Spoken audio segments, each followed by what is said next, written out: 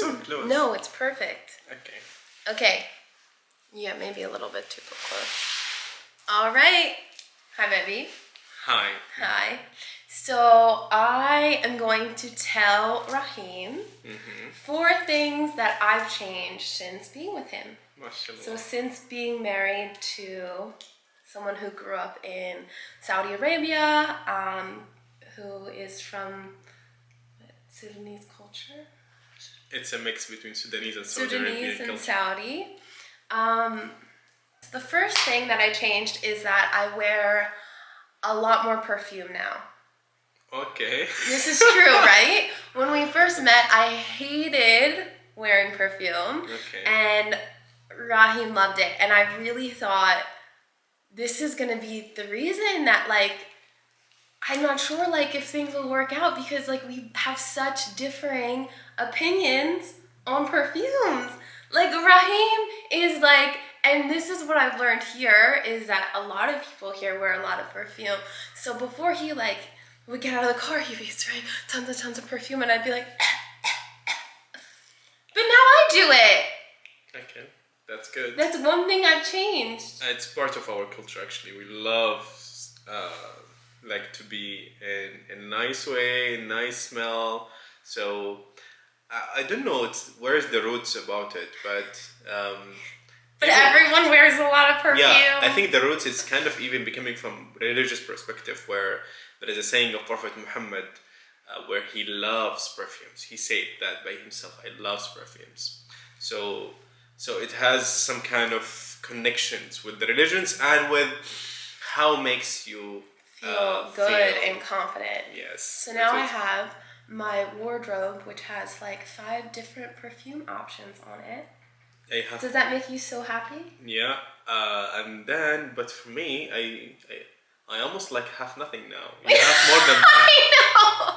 I have more perfumes than he does now. We need to go perfume shopping again. Yeah, okay. Okay, number 2. I need to look. Okay. Number 2 is that I iron my clothes now, which might come to, like, as a shock to people because it's like, you're an adult, you should iron your clothes. But really, I've felt no need for it in the past. Like, I feel like I've never really needed to iron my clothes or really cared if it was like a little bit wrinkly. But now that I see Rahim every day wearing like a bleach white thobe with 0 wrinkles, I'm like, I can iron the shirt that I'm wearing. If you guys ever come to Saudi Arabia, their traditional dress is the thobe. Yeah. Okay, so maybe we can add in a picture of what a thobe looks like for anyone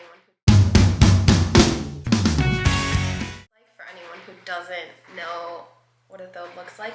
But it's so impressive because like 90% of men in Saudi Arabia wear these white thobes, like whiter than any clothes I've ever owned or that you probably have ever owned. And every single man walks around here with it so ironed, like without any wrinkles. And I've never seen one man with a stain on his thobe, like not even near the ground or something. It's so... Yeah. Do you find that amazing? For us, it's becoming normal, but yeah, I know maybe because it's first time for you to see something like that. But for us, we grow up with that. It's impressive. It's very impressive. Since we are so young, we wear thobes. Like even the first stage in elementary school, where the first thing you would wear thobe. So it's something like, you know, when you wear like a white shirt and you're like scared that you're gonna like spill your coffee on it, and then because you're scared you do, that you like actually spill your coffee on it. This is like how I feel about thobes, where I'm like, I've never seen Rahim spill anything on his thobe. Yeah. Like, what do you do when you're like about to eat something that's like messy? Like, how do you like even like maneuver? Yeah, we do like this. We call it tashmir. Oh, there's a word for it. Shammer, which is shammer means like make your like these leaves to up, and just you see me. Sometimes what we do is, I'm not wearing a thobe now, but if I'm wearing a thobe, sometimes we take it from down and then we flip it and then we set. So even if there is some dirty things came to it, it will come from inside. There's not from maneuvers. outside. Yes. There's maneuvers to make sure you don't get Yeah. anything on your thumb. And then also we put tissues so on the thing, so make sure that everything is okay. And also, even if it's get a bit dirty, we know how to clean it quickly. We just go there, get some kind of soap, and then we clean it quickly. But this is what I mean, where I'm like, okay, if all these men and if Rahim can wear really clean, really ironed thobes, I can also iron my clothes, and I can also look presentable when I leave the apartment. Okay, I'm glad you get that. Okay, number 3. I would say my favorite foods have now changed. Okay. Where I love dates and laban, which Okay. dates are like a staple here, and they eat it sometimes with laban, which is like this salty milk drink. Yeah, it's part of our main culture where we drink laban. It's purely from milk, and then I don't know what they did to it. It's become like, do you know the yogurt, the plain yogurt, but it's gonna be less, more watery, so we can drink it. It's fresh. It's That's really, really nice. refreshing.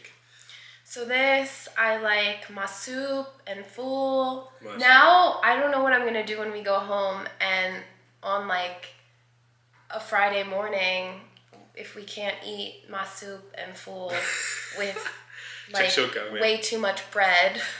Yes. Bread is served with everything. They give you get a little thing of eggs, and they give you 10 pieces of bread to eat your eggs with. The good thing that honestly I was kind of worried about Christina, that she would not really like the Saudi food or like the Arabian food, but mashallah, she liking Mashallah, everything. I like everything. I'm not a picky eater. Yeah, good.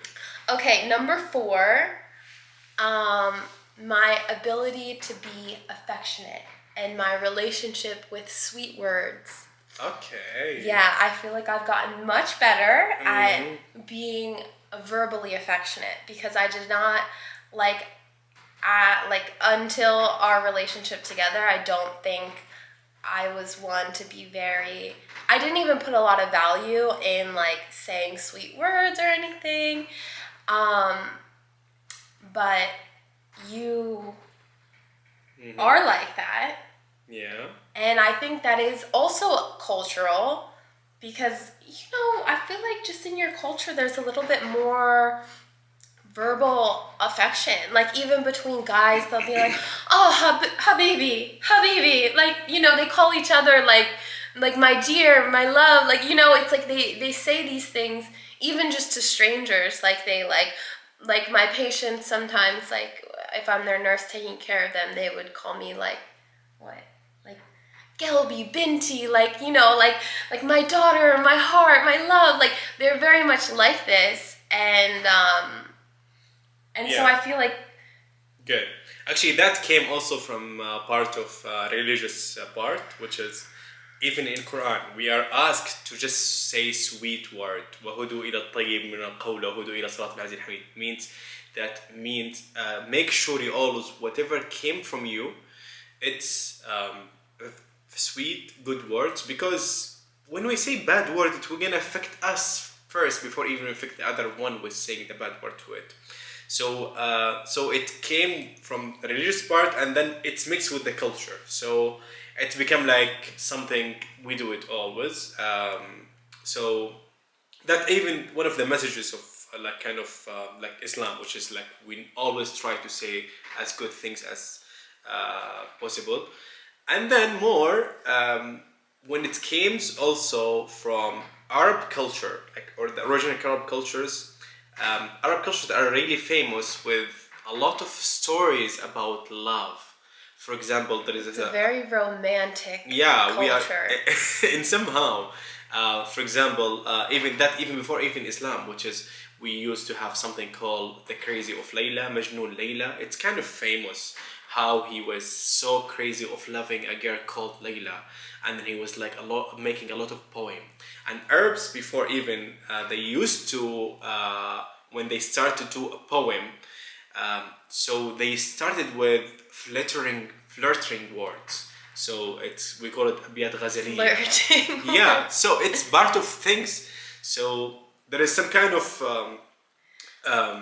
I think this can be a little bit of a clash with my culture and your culture, because for us, we don't use these sort of words unless we're like in a relationship, we already have like an established connection.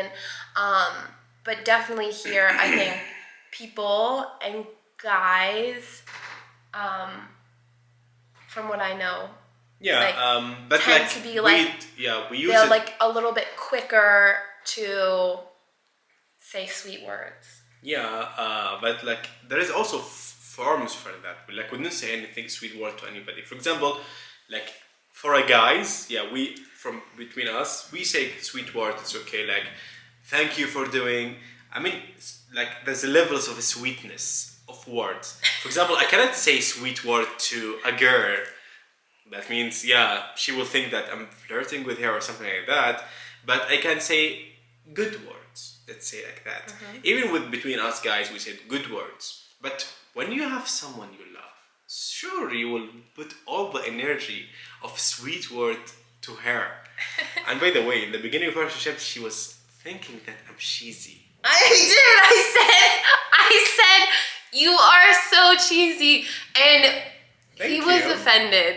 He was upset for a little bit. I was like, I felt bad. I was like, I think this is when things really changed, where I was